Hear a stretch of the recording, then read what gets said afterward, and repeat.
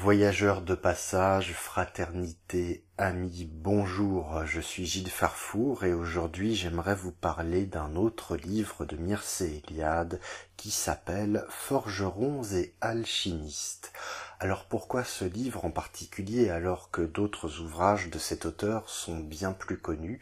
Eh bien précisément parce que je pense que ce livre-là mérite d'être plus connu.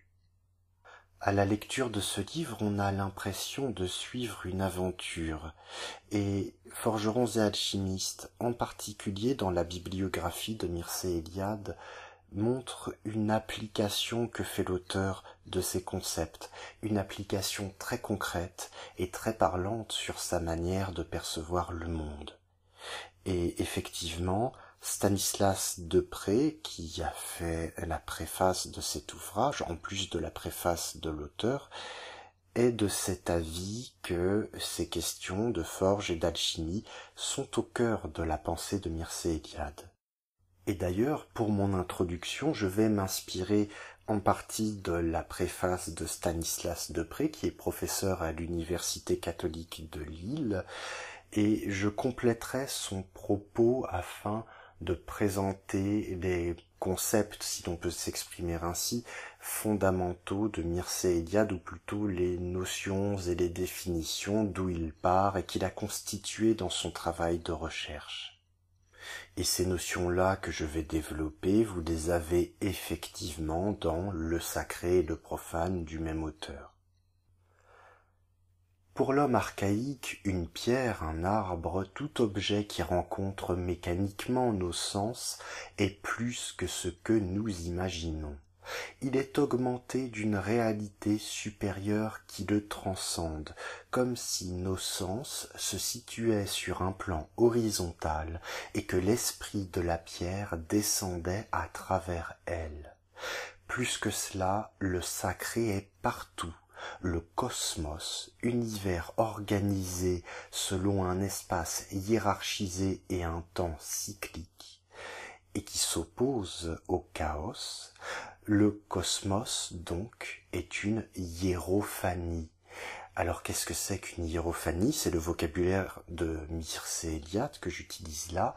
Hiérophanie vient du grec hieros, qui veut dire sacré, et phanie, qui contient l'idée d'apparition. Cette définition implique deux conséquences. La première, c'est que le sacré est partout. La deuxième, c'est que le surnaturel, le sacré, est la véritable réalité. J'ai dit pour l'homme archaïque, car Mircea Eliade défend un décentrage qui vise à quitter la rationalité occidentale pour se placer du point de vue des anciens, dont la sensibilité au sacré est supérieure à la nôtre. Il est homo religiosus, expression calquée sur homo sapiens sapiens. Alors homo religiosus, c'est du latin qu'on peut traduire littéralement par homme religieux. Et Mircea Eliade désigne par homo religiosus l'homme qui a une grande sensibilité au sacré, que nous aurions perdu depuis. Comprenez qu'il s'agit véritablement d'un postulat de recherche. Postulat qui peut être défini par cette citation que je tire de Forgerons et alchimistes. Il faut toujours traduire dans les termes de l'expérience spirituelle de l'homme archaïque. Fin de citation, dit-il à propos des connaissances que nous pouvons tirer des sources que nous possédons. Ce qui intéresse Mircea Eliade, c'est l'univers mental de nos ancêtres qui perçoivent le monde en macrocosme, le très grand, en parallèle avec le microcosme, le très petit, et pensent de manière analogique les différents espaces du monde. Par exemple, on retrouve une correspondance entre le corps de l'homme, la maison et le monde, espaces qui sont homologués les uns aux autres. C'est le vocabulaire de Mircea Eliade, l'homologation. Sur le plan temporel, maintenant, l'homo religiosus résout l'usure du temps par des rituels réguliers prenant pour modèle la cosmogonie. Une cosmogonie, qu'est-ce que c'est? Le mot cosmogonie est formé sur cosmos, l'univers organisé dont on a parlé tout à l'heure, et Goni ressemble beaucoup à Genèse, à Génétique par exemple, ce qui signifie que cosmogonie a le sens de création du monde tout simplement. Les mythes de cette cosmogonie sont les exemples primordiaux que répètent symboliquement les rituels, mais ça on le verra plus amplement au cours de la lecture. Gardons à l'esprit que Mircea Eliade estime faire une phénoménologie de la religion. La phénoménologie, c'est le discours sur ce qui apparaît. De manière plus concrète, il pose comme postulat de base qu'on doit partir de l'expérience vécue, en s'émancipant des concepts superflus. C'est ce qu'on va retenir, l'idée d'expérience vécue. Pour Mircea Eliade, le sacré est donc d'abord une expérience, et il dit la même chose du profane. Quelques mots sur l'édition avant de commencer.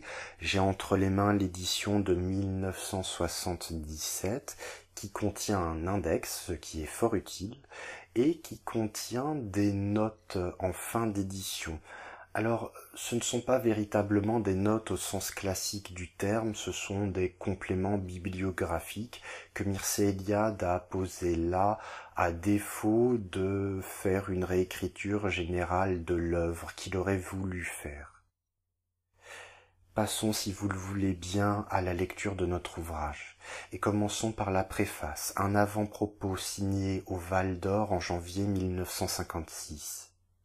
Les tenants et les aboutissants de la pensée de l'auteur sont résumés dans cette citation.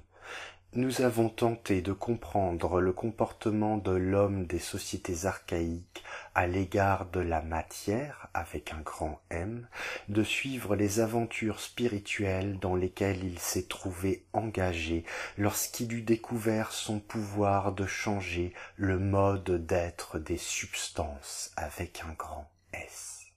Comprenez par mode d'être une manière d'être ouvert à l'un des niveaux de réalité.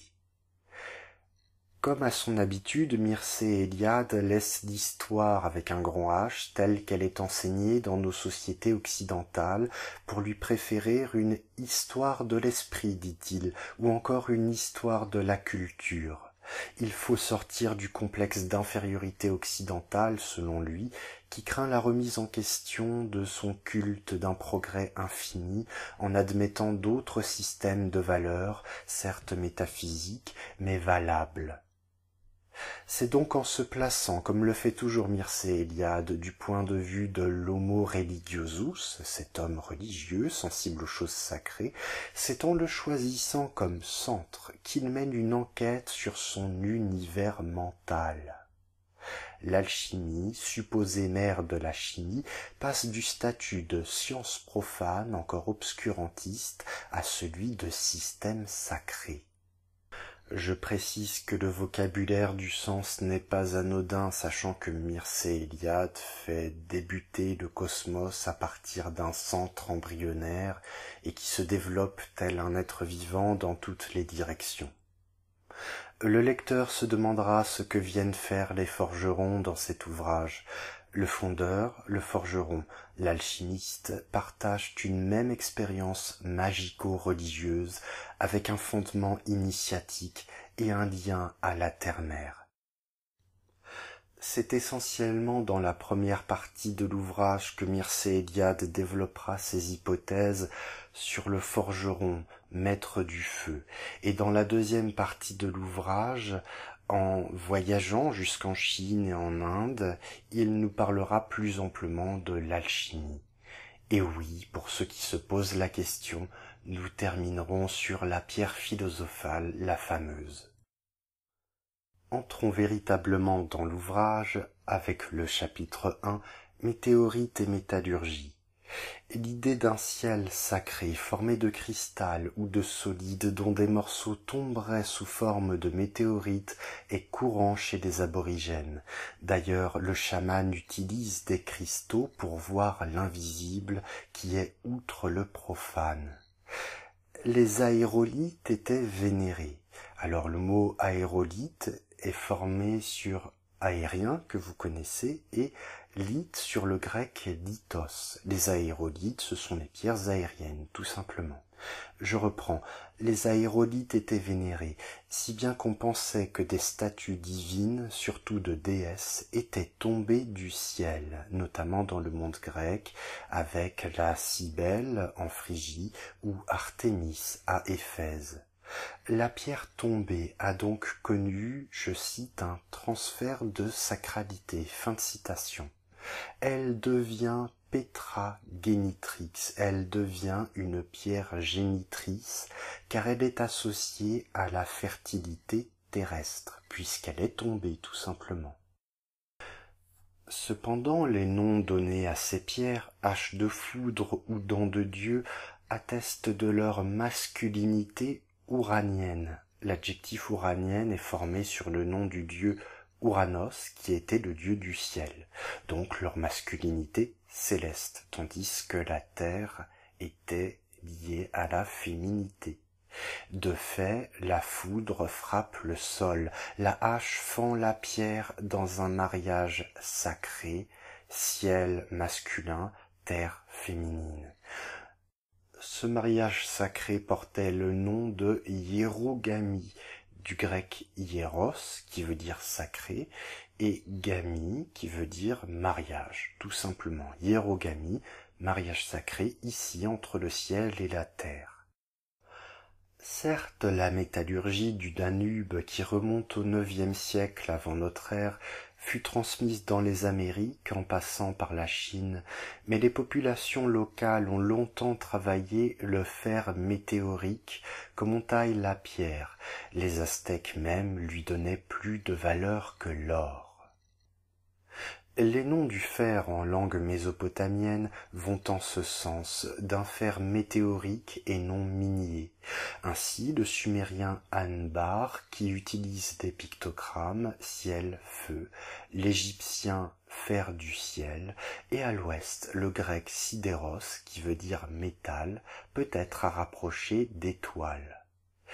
Puis les méthodes d'extraction et de fusion permirent la production industrielle qui a commencé en Arménie de nombreux objets sacrés. Je cite, le symbole, l'image, le rite anticipent et parfois même, peut-on dire, rendent possible les applications utilitaires d'une découverte. Fin de citation. Dit autrement, l'historique technique n'intéresse pas Mircea Eliade, le symbolique, oui. Le renouveau de l'âge du fer est donc d'abord rituel, comme la roue solaire précède le char. Le minerai apporte un aspect terrestre face au fer météorique, et les rites du fer jouent leur victoire contre les rites du bronze, symbolisant les âges précédents. C'est là que la figure du forgeron nomade émerge, en cela qu'il raconte les mythes du fer, d'un filon minier à l'autre, d'une commande à l'autre. Alors qu'en est-il de ces mythes du fer? Nous allons le voir dans le chapitre 2, mythologie de l'âge du fer. Le fer est, je cite, un signe de l'au-delà, une image approximative de la transcendance. Fin de citation. Puisqu'il vient du ciel. Alors l'arme de fer est dotée de cette puissance prodigieuse digne des épopées du temps mythique dont on a chu vers des temps historiques. Par exemple, les Bhils font des offrandes à leur pointe de flèche, ce que Mircea Eliade exclut du domaine du fétichisme. Peu importe. Quelle est la nature de cette puissance sacrée? Elle est ambivalente. Tantôt le fer a un usage médical, c'est-à-dire qu'il éloigne la maladie, et ça on peut le lire chez Pline l'Ancien, un encyclopédiste latin. Il donne la victoire contre les démons ou encore protège les champs. Tantôt la victoire militaire tient au caractère démoniaque du fer, chez les Wachaga par exemple. En Afrique, les outils du forgeron sont d'ailleurs doués de capacités magiques, le marteau étant particulièrement vénéré. Au Togo, on parle du marteau et de sa famille, la faculté de produire des instruments étant surnaturelle. Les armes, avant le fer, de par leur fracas, étaient associées à la foudre. Ainsi, le marteau succédera-t-il à la hache de pierre? Il existe au Laos, à Kwangsi, un dieu et forgeron et dieu de l'orage qui protège les hommes et les récoltes. En fait, à l'âge du fer, le monde du dieu ouranien, ce dieu créateur de toutes choses, laisse place, je cite, au dieu fort, le mâle fécondateur, époux de la grande mer terrestre, le dieu de l'ouragan et de l'orage. Dans un monde agricole du sacrifice sanglant, la foudre est signe de procréation, non plus de création, et quant au forgeron, il imite le geste céleste. Surtout, le sacrifice sanglant devient fondateur du monde et de l'espèce humaine dans une perspective de destruction-renaissance. Mircea Eliade introduit alors le concept du macranthrope, divin primordial. Macranthrope, c'est un mot qui est formé sur macro, très grand, et le grec anthropos, qui veut dire homme, que vous retrouvez dans Anthropologie. Donc le macranthrope, c'est le très grand homme. Et Mircea Eliade nous donne plusieurs exemples. Par exemple, Tiamat, un dragon géant tué par Marduk, et dont le corps sera dépecé et servira à la construction du monde. On a aussi le géant Ymir dans les mythologies du Nord, ou encore Purusha en Inde. Purusha qui veut dire homme, ce qui renvoie au sacrifice humain. En somme, l'animation du sacrifié, divinité qui parfois s'immole de son propre chef, se transmet au monde, à la maison, ou encore aux plantes et aux métaux. C'est ça le sens du sacrifice, la transmission de l'animation de celui qu'on sacrifie. Qu'implique donc encore la vitalité de ce cosmos? Voyons-le au chapitre 3, le monde sexualisé. Je cite, c'est l'idée de la vie qui, projetée sur le cosmos, le sexualise. Fin de citation. Le cosmos vit, meurt et connaît l'accouplement. Si Maïmonide et Binu Ashia désapprouvaient la greffe végétale, c'est qu'elle était souvent accompagnée de rites orgiastiques qui assuraient l'union sexuelle du monde végétal. La greffe était donc d'abord un rituel magique où les plantes étaient dites mâles ou femelles par analogie aux organes sexuels humains. Et puisque tout est vivant, tout est sexué, y compris les métaux dont certains seront mâles ou femelles dans les rituels de fusion. De Yu le Grand en Chine, fondeur primordial qui énonça ces principes, jusqu'au Mysterium Conjunctionis des alchimistes, le mystère du mariage des métaux si vous préférez. En Mésopotamie, les pierres en général étaient classées mâles ou femelles, conception qui traverse aussi la mystique juive chez Ben Hacher et perse chez Bin Sina. Les outils métallurgiques pouvaient porter des noms de famille, et souvent le four était considéré comme un ventre maternel, abritant un métal embryonnaire en croissance. Tout cela vient de croyances plus anciennes sur la Petra Genitrix, la pierre génitrice. On y reviendra dans un chapitre ultérieur. S'ensuivent de nombreux exemples, comme Mircea Eliade le fait souvent, présentant des hiérogamies. On retiendra l'hiérogamie rituelle centrale des textes védiques, qui sont des textes iraniens, entre l'autel du sacrifice, appelé Védi, autel qui est terrestre, qui est femelle, et qui est centre d'un monde à construire selon une organisation sacrée de l'espace. Cet autel est marié au feu, mâle, et lui-même issu d'une hiérogamie, donc un mariage des éléments sacrés, grâce au frottement du bâton dans un morceau de bois, et qui reproduit la création du monde. Autre exemple, la terre est la matrice, la caverne où se joue l'anthropogonie. Alors tout à l'heure nous avons vu la cosmogonie, la genèse du cosmos, l'anthropogonie, eh bien c'est la création de l'homme, la genèse de l'homme. En témoignent des rochers et sources qui apportent les enfants, mais aussi le vocabulaire mésopotamien qui emploie les mêmes mots pour désigner la source d'eau ou les parties féminines, et de même il existe une embryologie des métaux, car les métaux mûrissent dans le ventre de la terre au rythme du temps géologique. L'homme les arrache avant terme et leur impose un temps vital pour les parfaire par le moyen de la métallurgie. Ainsi, je cite, « L'homme assure sa pleine responsabilité devant la nature ». Fin de citation. Le thème de la terre-mère et de la pierre génitrice est développé au chapitre 4, Terra Mater Petra Genitrix. La terre, grande déesse et matrix mundi, matrice du monde, est, je cite, la réalité absolue, la vie et le sacré. De nombreux mythes racontent l'homme naissant de ces pierres. Donc, dans le schéma de Mircea Eliade, cette terre qui est la réalité absolue est au cœur de la pensée et de l'univers mental d'Homo religiosus.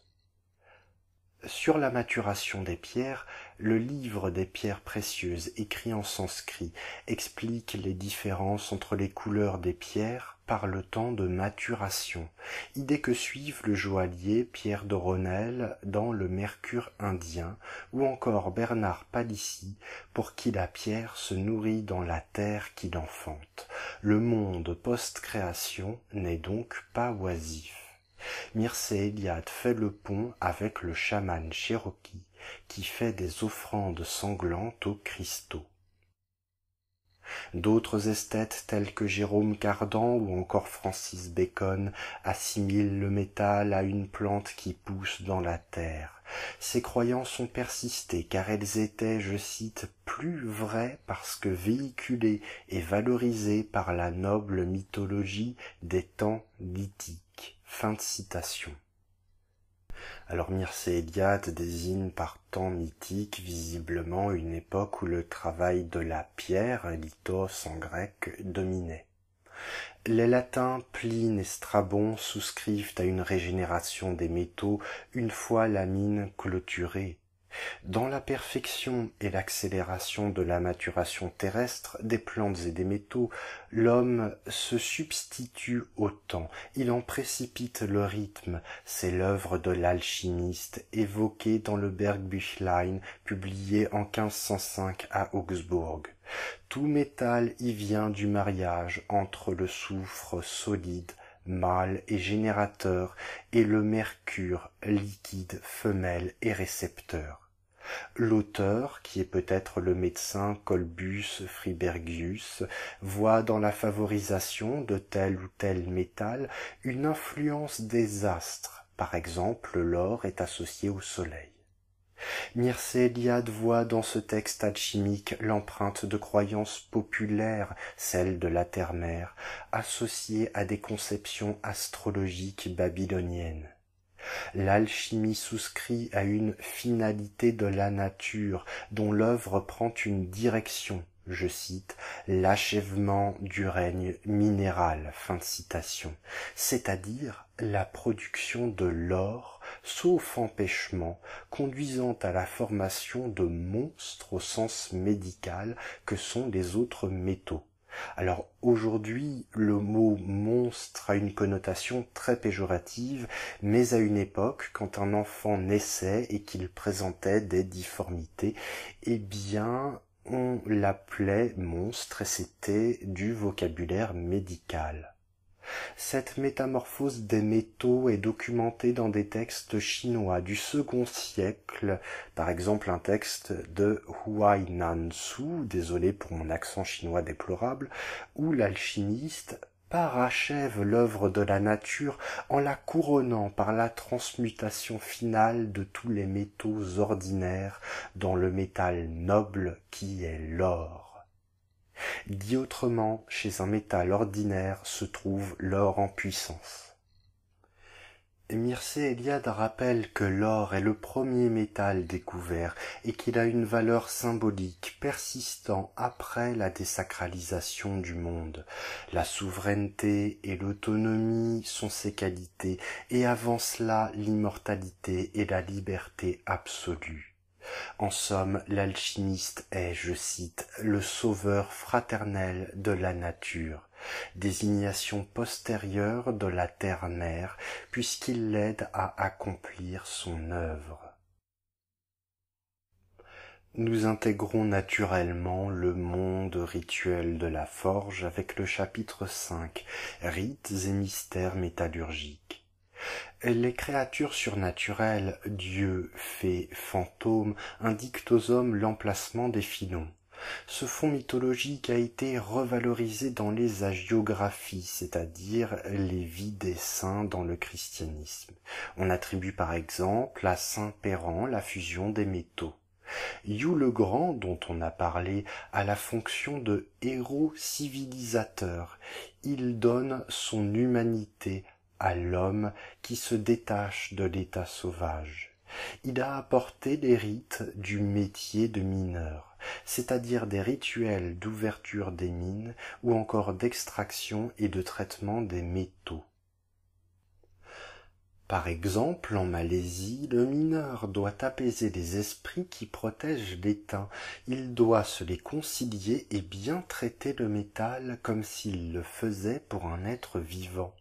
Malgré la majorité musulmane du pays, le chaman conserve son autorité ancestrale sur la question, car son rite se réclame de l'autochtonie.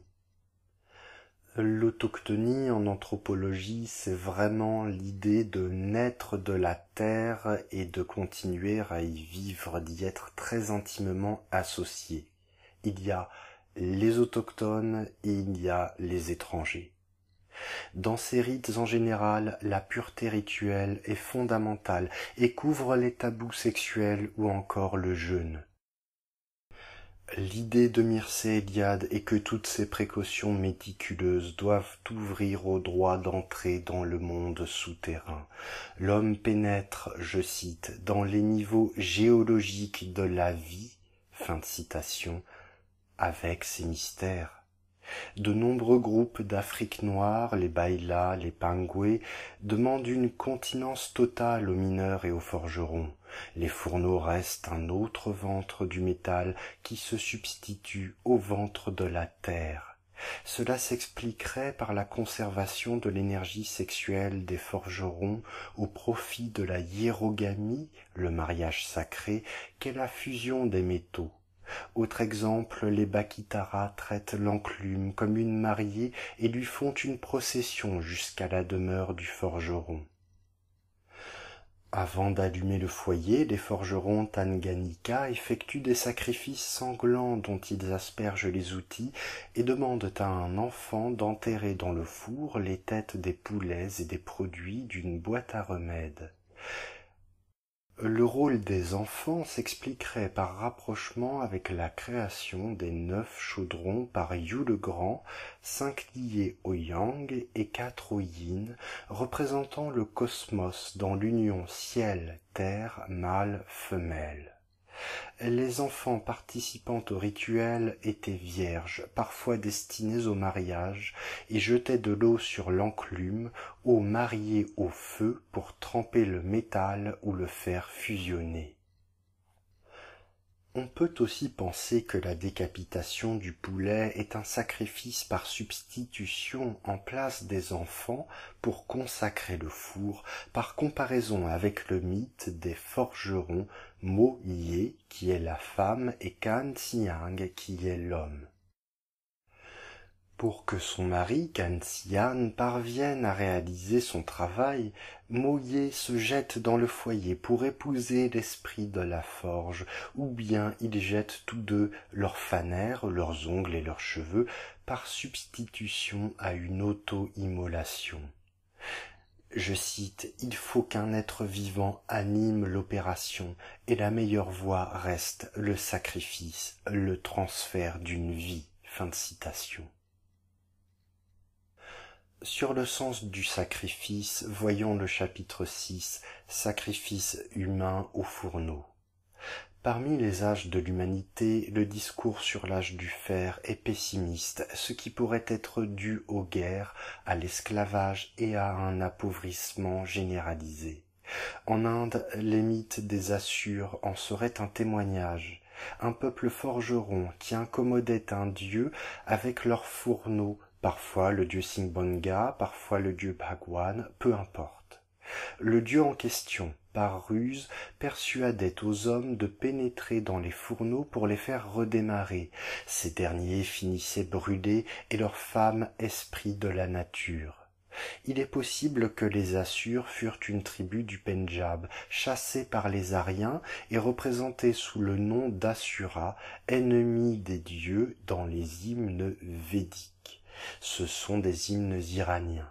Mircea Eliade voit donc dans le forgeron démon une haine du fer. Je vais faire un petit commentaire sur les Aryens qui auraient chassé les populations de l'Inde actuelle. C'est une hypothèse qui a été soutenue autrefois, qui ne l'est plus aujourd'hui. Les Aryens sont une population qui a effectivement essaimé vers l'Est, mais qui s'est surtout installée sur des zones déjà très dépeuplées. Je ferme cette parenthèse. Revenons au texte. On retrouve des traces de sacrifices pour les fourneaux dans des rites africains, celui du fœtus ou du placenta. Le sorcier imite un modèle primordial, celui du sacrifice d'un géant dont le corps fut la souche des végétaux, ou bien ici fut la matière des métaux.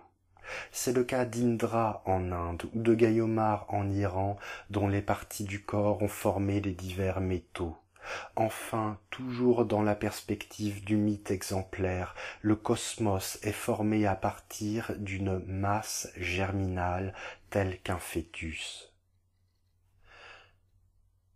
Mircea Eliade va développer cette question du fœtus en reprenant celle de la métallurgie babylonienne, dans le chapitre 7, Symbolismes et rituels métallurgiques babyloniens. À date de la publication du livre, l'hypothèse d'une alchimie babylonienne est très discutée. La question concerne la traduction du mot « koubou ». Comme exemple, Mircea Eliade cite un texte liturgique ordonnant les étapes de la mise en place d'un four avec ses libations, ses purifications, ses sacrifices. La liturgie, ce sont les règles du rituel, tout simplement. Le mot koubou s'y trouve, qui pourrait avoir le sens d'embryon ou de terme proche, et dans l'optique de Mircea Eliade renverrait au métal embryonnaire germant dans la terre-mère. Mircea Eliade appuie sa proposition sur le fait que le corps de Tiamat, dépecé par Marduk et matière première du monde, est nommé koubou. Si koubou désigne proprement un fœtus, alors le sacrifice permettrait soit la transmission d'un potentiel vital, soit la réussite de la fusion vue comme une naissance avant terme. Dit autrement, là où les récits de création du monde, qui servent de modèles primordiaux pour les rituels, prennent la forme d'un développement fœtal du cosmos, je cite, « l'œuvre métallurgique pourrait être sentie comme une opération esthétique avant terme, l'équivalent d'un avortement. » Fin de citation.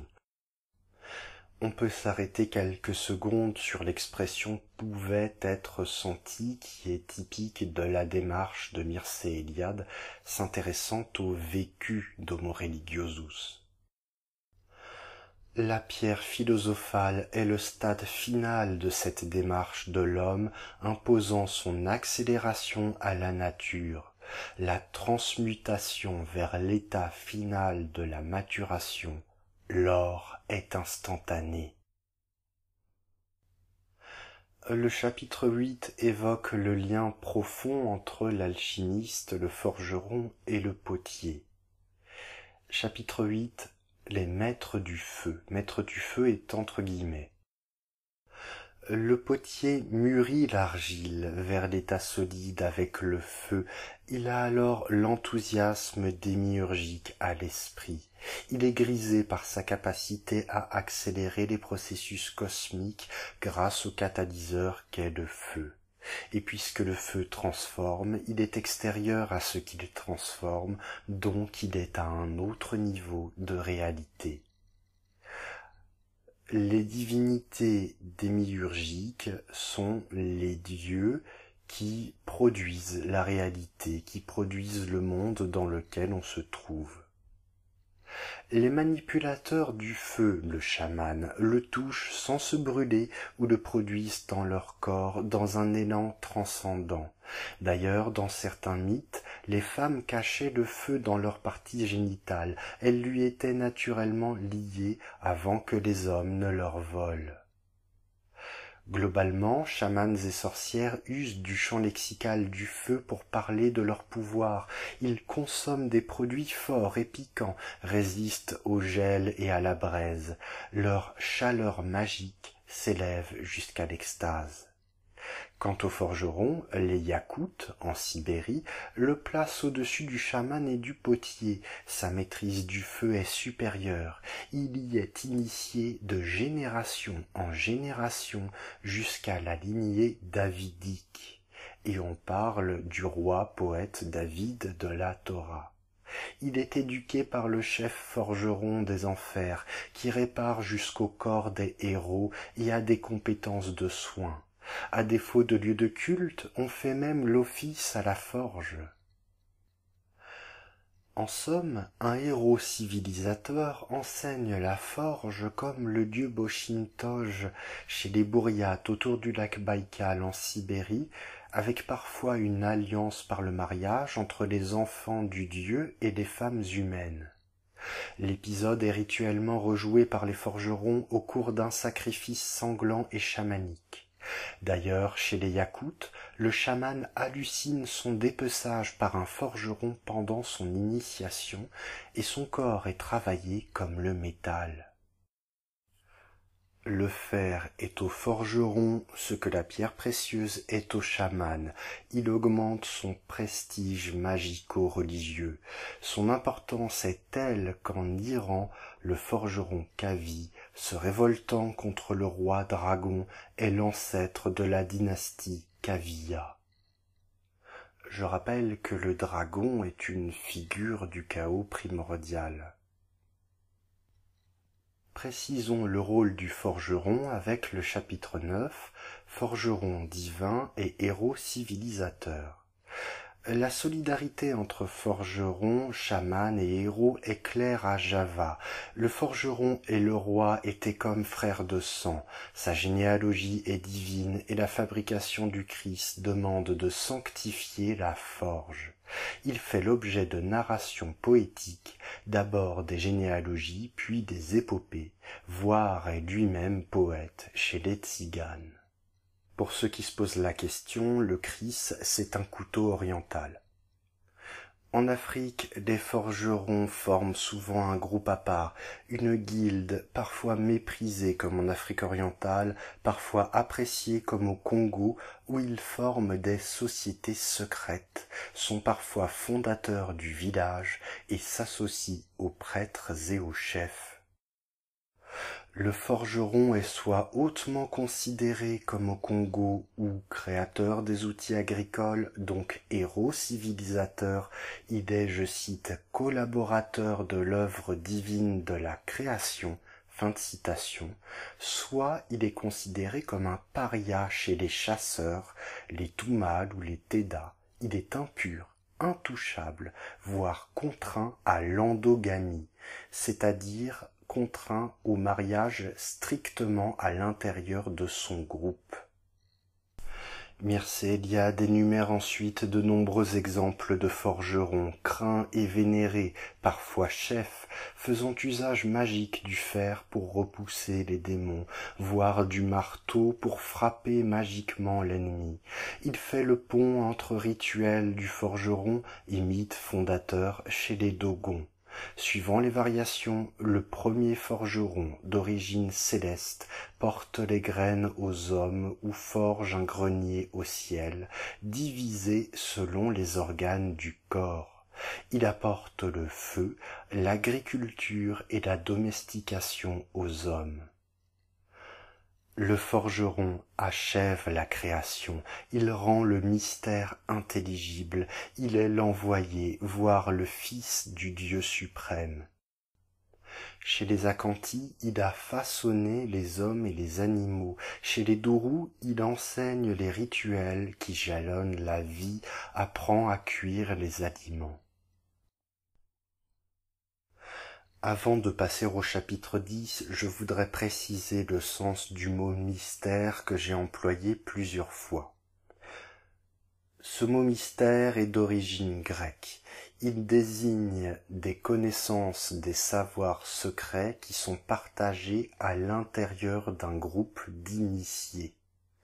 Le mot mystère désigne aussi le processus, le rituel d'initiation qui fait que le myste, c'est-à-dire l'initié, va rentrer dans le groupe et dans la connaissance.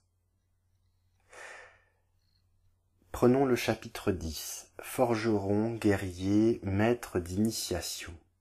Mircea Eliade commence par établir une série de forgerons célestes armant un dieu de l'orage pour obtenir la victoire contre le dragon primordial.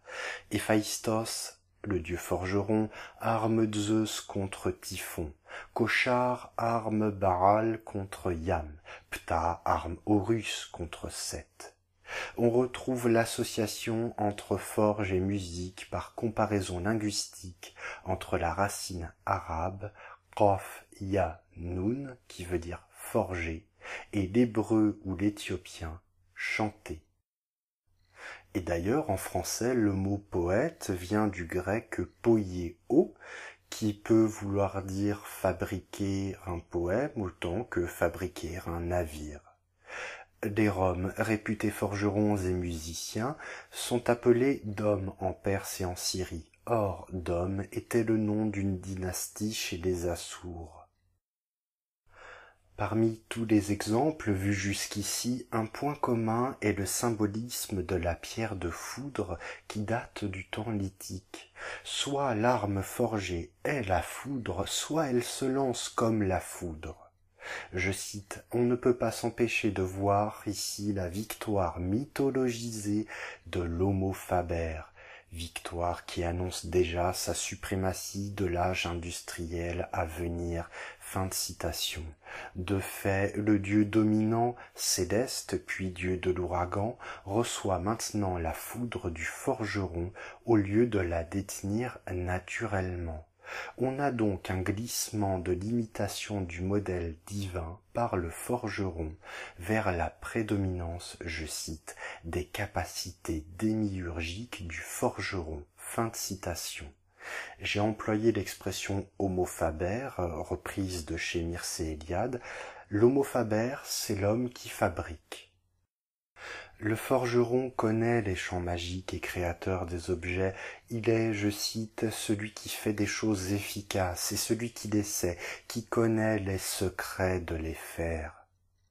Par exemple, en Grèce, la société secrète des dactyles, adorateurs de la déesse Cybèle, s'organise comme les demi-cœurs masculins et féminins autour du foyer. Les dactyles et d'autres groupes grecs avaient la fonction de maîtres d'initiation, dont on trouve la trace chez le maréchal Ferrand, au carrefour symbolique du cheval et du forgeron. En Allemagne et en Suède, le ferrage est un rituel de meurtre et de résurrection du cheval, jouant le passage initiatique du célibat au statut d'homme marié. On parle ici d'un rituel de société d'hommes. Les sociétés d'hommes sont des groupes de guerriers liés par un serment, ce qui était très courant dans l'Antiquité. Les scénarios de ces rituels impliquent des dieux infirmes et aveugles ou prestes, par exemple le dieu Odin, infirmité qu'on pourrait lier aux mutilations initiatiques. Pendant la christianisation, Odin, parce que maître du feu, sera assimilé au diable. C'est qu'il est maître du voûte, le furor religiosus. Il fait monter sa chaleur intérieure, tandis que le forgeron travaille avec le feu. Le furor qui a donné fureur est un élément fondamental des cultes anciens. C'est un mouvement d'extase complet dû à l'enthousiasme lié à une divinité. Reprenons. Le Christ fut aussi représenté en maréchal ferrant qui soignait et rajeunissait grâce à ses outils. Il est donc aussi maître du feu et maître de l'initiation pour le baptême du feu chez les gnostiques. Enfin, Mircea Eliade défend sa position contre l'excès de rationalisme, dit-il, sur l'importance des symboles qui agiraient sur les profondeurs de la psyché, quand bien même on n'en aurait pas conscience. Et effectivement, Mircea Eliade se réfère plusieurs fois aux travaux de Jung dans ce livre. Nous en arrivons à la deuxième partie du livre, l'alchimie en Orient, avec le chapitre 11, l'alchimie chinoise. Quoique les maîtres taoïstes soient héritiers de traditions immémoriales, le lien entre forge et alchimie est discontinu. Ils conservent par exemple l'idée d'immortalité, mais en dehors des rites de la forge. Ils ont tout de même conservé ces traditions, plus ou moins corrompues, d'où émergera l'alchimie chinoise. Tzu-Yen est le fondateur de l'alchimie chinoise au IIe siècle avant notre ère, alchimie telle que nous la définissons selon deux critères, je cite, la transmutation des métaux en or et la valeur sotériologique des opérations accomplies afin d'obtenir ce résultat. L'adjectif sotériologique, bien compliqué, a un sens très simple, il signifie ce qui sauve. On va voir que l'homme sauve la nature avec l'alchimie. L'alchimiste agit ensuite selon des principes cosmologiques. Le mythe de l'immortalité, les techniques, tout cela est hérité pour transmuter en or, pour produire la drogue d'immortalité, pour l'évocation des immortels. Les trois principes sont spirituels, l'élixir de jouvence ouvre à la béatitude des bienheureux, l'or est au centre de la terre comme en Occident, le transmuter est une absolution du temps et une libération totale. L'or alchimique, à son tour, soit comme couvert pour manger, soit comme aliment, confère l'éternité à la vie et le transport vers les îles des immortels. Wei Po-Yang nomme homme réel, dans un traité du second siècle, celui qui accède à cet état. Cette recherche dépasse la limite entre ésotérisme du yoga et exotérisme de l'alchimie dite externe. Cette quête alchimique est en fait régulée par homologation entre macrocosme et microcosme. Au cœur correspond le feu, au foie le bois, au poumon le métal, au rein l'eau et à l'estomac la terre. À quoi s'ajoutent les ingrédients alchimiques. Par exemple, le cinabre rouge comme le sang donne l'éternité car le chauffer produit du mercure. La consommation de cinabre conduirait à l'envol et au rajeunissement. Je vous déconseille pour ma part très vivement de faire quelque opération que ce soit sur le cinabre et surtout de ne pas le mettre en votre bouche. Revenons au texte. L'alchimiste produit aussi le cinabre intérieurement par rétention du sperme. Il produit en lui un espace qui s'appelle le champ du cinabre. Ce champ du cinabre est homologué à la montagne sacrée des immortels. Cette montagne est formée de deux parties superposées, comme le four de l'alchimiste ou comme la calebasse. Rentrer dans cet espace nécessite la méditation mystique vers un retour au chaos, vers une matrice utérine, la materia prima de l'occidental, c'est-à-dire la matière primordiale. C'est, je cite, une réitération rituelle de la création du monde, fin de citation, une renaissance face à l'usure du temps. L'alchimie interne devient pleinement un ascétisme avec le mouvement zen au XIIIe siècle. L'alchimiste zen, Ko Chang-keng, réaffirme l'homologation entre les métaux de la matrice terrestre et des organes humains. Il en résulte que la pierre philosophale est enfantée et que, tout étant lié, la transmutation des métaux vers l'or accomplit l'immortalité en l'homme. Ko Chang-keng assume aussi l'influence du yoga tantrique sur l'alchimie interne chinoise. Mircea Eliade estime que cela concerne surtout le contrôle de la sexualité. Il soutient que les techniques dites de l'arrêt respiratoire et de la respiration embryonnaire viennent d'un fond culturel commun plus ancien. Ce sont des techniques typiques du yoga. Voyageons un peu vers le sud, maintenant que nous sommes déjà en Orient, avec le chapitre 12, l'alchimie indienne. Mircea Eliade souligne longuement la convergence entre le hatha yoga tantrique et l'alchimie. Le yoga tantrique est basé sur des techniques de souffle qu'on appelle pranayama, permettant d'obtenir les mêmes pouvoirs que l'alchimiste, le but étant la délivrance de l'âme. On traduit par alchimie l'expression « science du mercure » trouvée chez l'alchimiste Madhava, ou encore l'expression « rasayana » qu'on peut traduire par la voie du mercure, voie V-O-I-E, le chemin du mercure si vous préférez, nom de la section sur le rajeunissement dans un texte médical iranien qui s'appelle l'Ayurveda. Ce soin comprend aussi un regressus ad uterum, un retour à l'utérus. Mircea Eliade y voit la tradition d'un rituel initiatique de retour à l'embryon, puis de renaissance.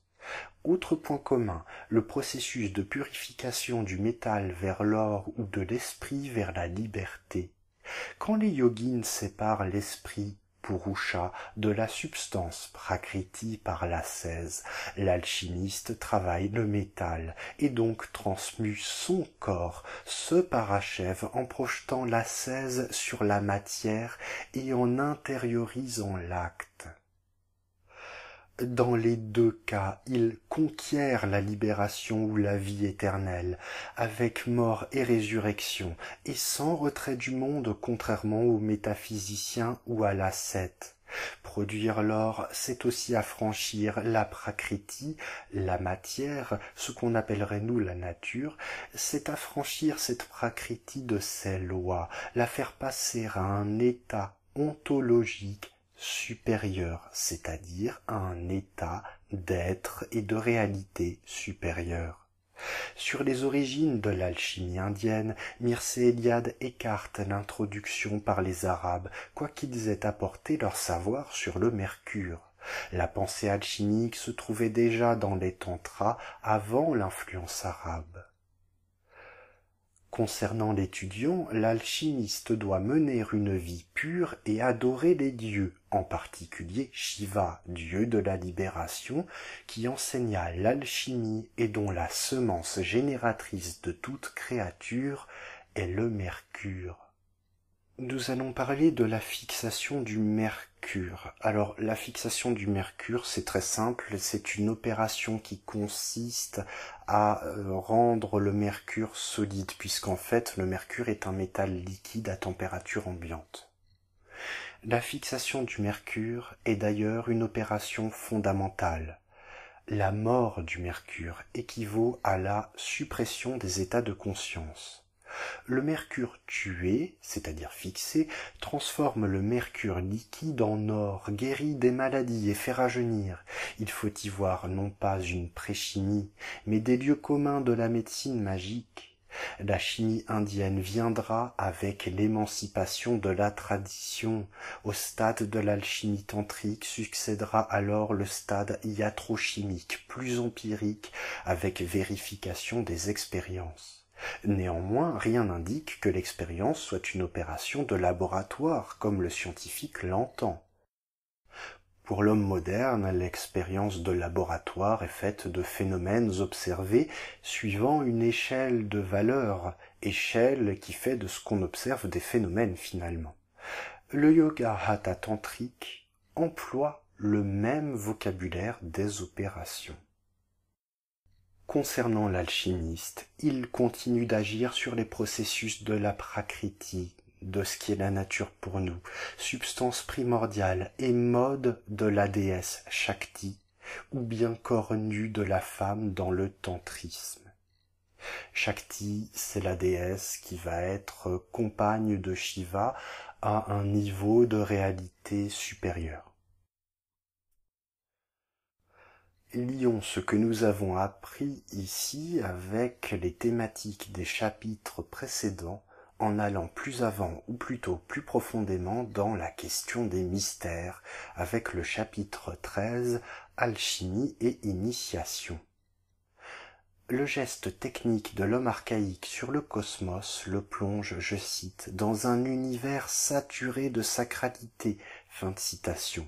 Son expérience religieuse concerne l'ensemble de la matière, tandis que l'homme moderne observe des phénomènes naturels. C'est la hiérophanie dont je vous ai parlé dans l'introduction. Pour l'homme archaïque, le monde est ouvert, chaque objet dont on fait l'expérience sensible est en plus, je cite, signe ou réceptacle de quelque chose d'autre, d'une réalité qui transcende le plan d'être de l'objet. Fin de citation. Le champ qu'on cultive est ainsi une partie de la terre-mère. S'ensuivent donc les rites initiatiques de métier, basés sur le fait que Homo faber, l'homme qui fabrique, produit un geste sacré participant au cosmos. L'alchimie gréco-égyptienne s'est instituée en 3 temps. D'abord une période de recettes, puis une période philosophique, certainement avec Démocrite, et enfin une période qui va de la littérature de Zosime aux commentaires postérieurs du IIIe au VIIe siècle. Cette alchimie serait le fruit de la rencontre entre les ésotérismes de l'élite, les pythagoriciens, les adeptes de l'orphisme, et les secrets des métiers plus populaires. Mircea Eliade considère ensuite comme méprisante l'idée moderne d'une naissance de l'alchimie suscitée par la contrefaçon de l'or ou par les innovations purement techniques grecques. Il rappelle l'héritage mésopotamien de conceptions telles que la transmutation. De plus, la pensée symbolique est majoritaire dans les textes, l'aspect physico-chimique presque inexistant. Mircea Eliade soutient alors sa thèse déployée tout le long du livre, l'innovation alchimique étant, je cite, l'expérience de la vie dramatique de la matière. Fin de citation. Le mystère consistant en la mort et la renaissance symbolique est une transmutation de l'initié sur le modèle mythique du drame divin. J'ouvre encore une parenthèse ici, l'expression drame divin n'est pas anodine, elle est technique. Le drame divin, c'est soit le meurtre d'un géant ou d'un dieu primordial, soit son auto-immolation en vue de la création du monde ou bien en vue de la production des créatures vivantes. Reprenons le texte. De plus, les 4 couleurs étapes noir, blanc, jaune et rouge de l'opus magnum des alchimistes, c'est-à-dire la fabrication de la pierre philosophale, sont déjà dans la Fusica et Mustica du pseudo-Démocrite cité par Zosime. Si vous voyez l'expression pseudo-Démocrite ou pseudo devant un nom d'auteur à la bibliothèque au rayon des livres anciens, c'est parce qu'on n'est pas sûr que cet auteur ait bien écrit ce livre. Et généralement, ce sont les anciens qui l'attribuent à cet auteur, et c'est nous qui en doutons fortement. Dans son œuvre, Zosime compare le travail des éléments alchimiques à une torture semblable au démembrement de Dionysos ou aux rêves initiatiques des chamans. Mircea Eliade y voit la fonction initiatique de la souffrance qui produit le corps d'or symbolique. Cette histoire de Dionysos mérite encore une petite explication. Il y avait dans la Grèce antique un rituel calqué sur le mythe de Dionysos, mythe dans lequel Dionysos était littéralement démembré par des danseuses en extase qui s'appelaient des ménades et qui dansaient au rythme de la musique jouée par des satyres. Avec la résurrection, l'alchimie prend une portée spirituelle. Point de vie éternelle sans torture. Cependant, les écrits de torture sont difficilement interprétables comme appliqués à l'homme, à la matière, ou simplement symboliquement joués. Les textes restent ambigus. Mircea Eliade semble particulièrement apprécier les formulations latines, ce qu'on peut observer dans le titre du chapitre 14, Arcana Artis, qu'on pourrait traduire par les arcanes de l'art. Alors, le mot ars latin est une traduction directe du mot grec techné, qui veut dire technique. Si pour l'homme moderne, pour nous, les arts sont le dessin, la sculpture, la poésie, que sais-je encore, il faut savoir que dans l'Antiquité, les arts représentent simplement l'ensemble des techniques. Commençons le chapitre par une citation. La mort représente la régression dans l'amorphe, la réintégration du chaos. Fin de citation. C'est la massa confusa, la masse confuse, la materia primordia, la matière primordiale, où retourne l'initié. C'est aussi l'acqua regia, un mélange d'acide qui est capable de dissoudre l'or. La dissolution, justement, surtout dans le mercure, était souvent la première opération. Parfois, c'était la calcination par le feu. Citant de nombreuses sources, dont Paracelse ou Georg von Welling, Mircea Eliade homologue ce retour au regressus ad uterum, le retour à l'utérus, du corps de l'initié dans la mère nature, libéré du temps à l'état initial. Appliqué à la naissance autant qu'à la mort du Christ, c'est le fameux bain-marie.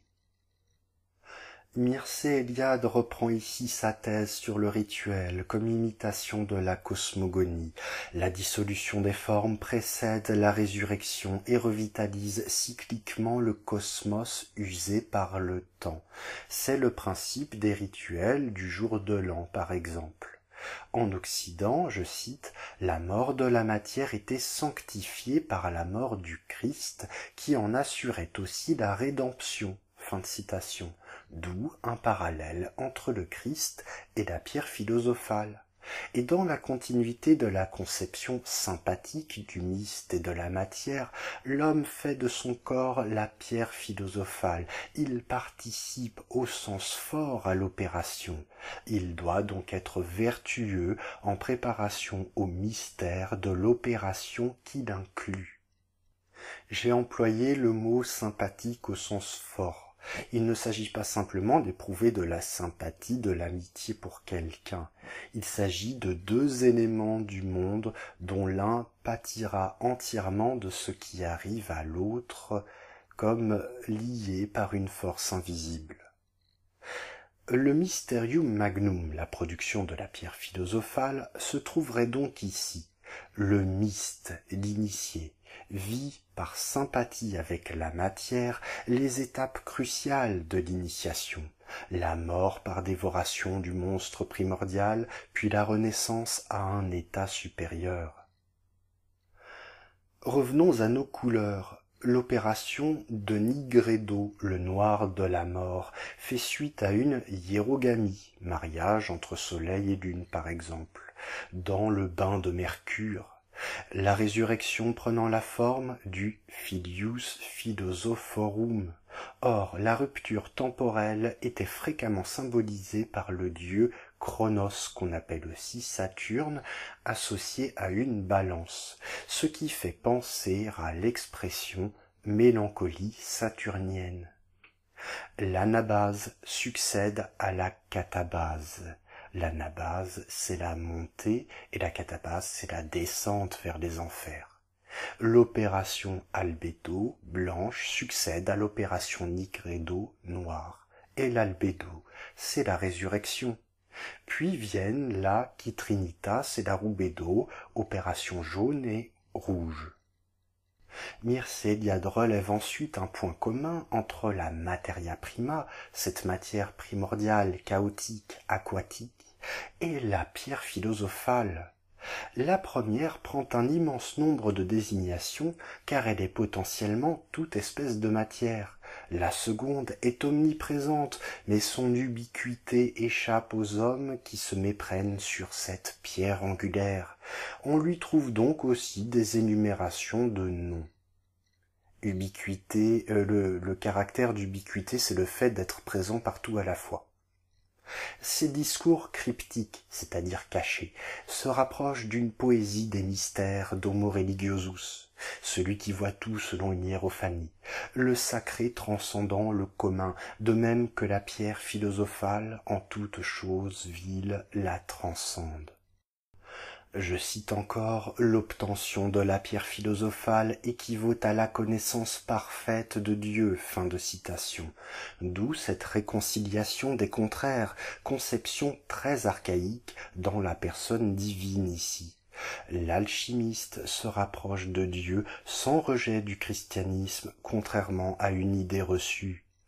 La pierre fait renaître la nature, elle prend les vertus de l'élixir issu de la pensée arabe, mais inspiré d'un fond archaïque commun d'une plante panacée suprême.